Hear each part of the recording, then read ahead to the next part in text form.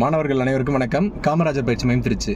இப்போ மாணவர்கள் டிஎன்யூஎஸ்ஆர்பி 2ஆம் நிலை காவலர் உடற்தகுதி தேர்வில் கலந்துட்டு இருக்கீங்க இல்லையா? அதில் இந்த ஃபார்ம் 3 சர்டிஃபிகேட், அந்த ஃபார்ம் 3 சர்டிஃபிகேட்டுக்கு வந்து நிறைய மாவட்டங்களில் மதிப்பெண்கள் வழங்கப்படவில்லை அப்படின்னு நான் ஒரு வீடியோ கொடுத்துருந்தேன். அந்த வீடியோ கீழே கமெண்ட்டும் போட்டிருந்தீங்க. இப்போ இது மாதிரி நிறைய மாணவர்கள் பார்க்காத மாணவர்களும் இருப்பீங்க இல்லையா? அதாவது அந்த ஃபார்ம் 3 சர்டிஃபிகேட்டுக்கு 100% உங்களுக்கு 1 மதிப்பெண்கள் வழங்கப்பட வேண்டும். பல்கலைக்கழகங்களுக்கு இடையிலான விளையாட்டுப் போட்டிகளுக்கு 1 மதிப்பெண்கள் வழங்கப்பட வேண்டும். அங்கே இருக்கக்கூடிய அலுவலர்களுக்கு, அந்த தேர்வாணைய நடைமுறைகளில் பங்கெடுக்கக்கூடிய அலுவலர்களுக்கு அது சம்பந்தமான விழிப்புணர்வு இல்லைன்னா நீங்கள் கேட்கணும். கிரவுண்ட்லேயே நீங்கள் இல்லை சார் இதில் இருக்குது அப்படின்னு கேட்கணும். அந்த இன்ஃபர்மேஷன் ப்ரோச்சரில் கொடுத்துருக்காங்க, நீங்கள் கன்ஃபார்ம் பண்ணுங்கள் அப்படின்னு சொல்லணும். இது உங்களுடைய உரிமை. ஏன்னா இங்கே அந்த சர்டிஃபிகேட்டுக்கு 1 மதிப்பெண்கள். இங்கே நம்ம ரெக்ரூட்மெண்ட்டில் பொறுத்த வரைக்கும் வருடம் டேட் ஆஃப் பர்த்தில் ஒரே மதிப்பெண்கள் 85 மதிப்பெண்கள் 2 பேரும் எடுத்திருக்காங்கன்னா டேட் ஆஃப் பர்த்தில் யார் சீனியரோ அவங்களுக்கு வேலை கிடைக்குது. அதிலேயே கிட்டத்தட்ட 100-200 மாணவர்கள் அவங்களுடைய வாய்ப்பை தவற விட்டுறாங்க. அப்போ உங்களுக்கான 1 மதிப்பெண் அப்படின்றதோட வேல்யூ நீங்கள் எந்த அளவுக்கு இருக்கும் அப்படின்றத நல்லா புரிஞ்சுக்கணும்.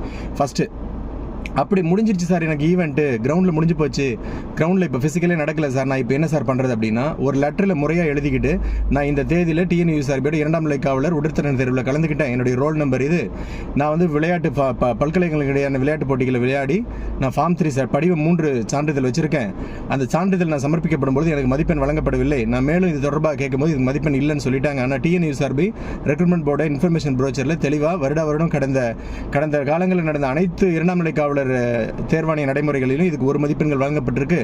அதனால நீங்கள் எனக்கு தயவு கூர்ந்து இந்த 1 மதிப்பெண் வழங்கி உதவுமாறுன்னு சொல்லிட்டு அந்த மாவட்டத்தில் அந்த தேர்வாணைய நடைமுறைகளுக்கு இன்சார்ஜ் யாருன்னா அந்த டிஸ்ட்ரிக்டோடைய மாவட்ட காவல் கண்காணிப்பாளர், டிஸ்ட்ரிக்ட் எஸ்பி, அந்த அலுவலகத்தில் போய் கொடுங்க.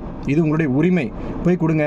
அவர் ஐயா வந்து பார்த்துட்டு உங்களுக்கு இல்லை அது என்ன சொல்கிறாங்கன்னு பாருங்கள். அப்படி இல்லை அங்கே சரியான உங்களுக்கு விளக்கம் கிடைக்கலன்னா 1 மதிப்பெண் அப்படின்றதுனால இதில் எந்த தாமதமும் படுத்த வேண்டாம். நீங்கள் நேராக கிளம்பி டிஎன்யூஎஸ்ஆர்பி போர்டுக்கு போயிட்டு உங்களுடைய லெட்டர் கொடுத்துருங்க. இந்த மாதிரி நான் கலந்துக்கிட்டேன், எனக்கு வந்து 1 மதிப்பெண்கள் வழங்கணும், அங்கே கொடுக்கல அப்படின்னு கொடுத்து வச்சிட்டிங்கன்னா அடுத்து அந்த தேர்வாணி நடைமுறைகளை ஃபாலோ பண்ணும்போது உங்களுக்கு அந்த 1 மதிப்பெண் ஆட் பண்ணி வச்சிடலாம். எல்லாரும் போய் கொடுத்தீங்கன்னா கரெக்டாக கொடுத்துருவாங்க.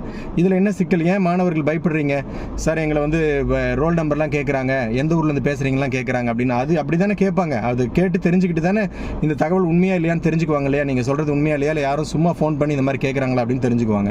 உன்னுடைய உரிமை, உனக்கு சேர வேண்டிய மதிப்பெண், அதுக்கு நீ தான் முன்முயற்சி எடுத்து போகணும். தாமதிச்சுக்கிட்டு இங்கேயே இருந்தீங்கன்னா, காலம் தாழ்த்திட்டீங்கன்னா கட்டாயமாக ரெக்ரூட்மெண்ட் ப்ராசஸ் எல்லாம் முடிஞ்சு போயிடுச்சுன்னா அதுக்கப்புறம் போய் பிரயோஜனம் இல்லை. அதனால் அந்த மாதிரி 1 மதிப்பெண்கள் வழங்கப்படாத மாணவர்கள் ஒன்று மாவட்ட காவல் அலுவலகத்தை அணுகுங்க, அல்லது டிஎன்யூஎஸ்ஆர்பி போர்டுக்கு போயிட்டு ஒரு லெட்டர் எழுதி கொடுத்துட்டு வாங்க. இதுதான் சரியான நடைமுறை. ரைட், மாணவர்கள் எல்லாமே ஃபாலோ பண்ணுங்கள். வேறு ஏதாவது சந்தேகங்கள் இருந்தால் கமெண்ட்டில் தெரிவிங்க.